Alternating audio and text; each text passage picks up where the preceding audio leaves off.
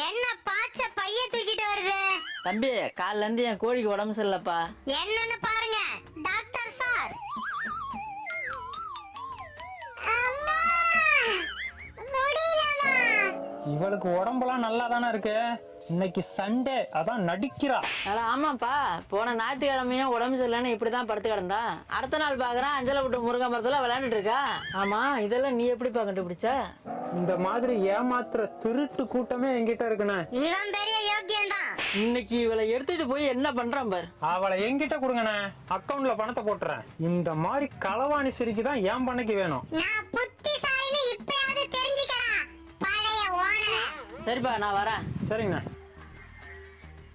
என்ன ஏண்டா உனக்கு பிடிச்சிருக்கு? ஏன்னா உன்னை வச்சுதான் பிடிக்கணும். புரியலடா. நீ வீட்டுல இருந்த மாதிரிலாம் இங்க இருக்க முடியாதுமா. சுத்தி காடு, இங்க நாய் நரி பூனை கீரி எல்லாம்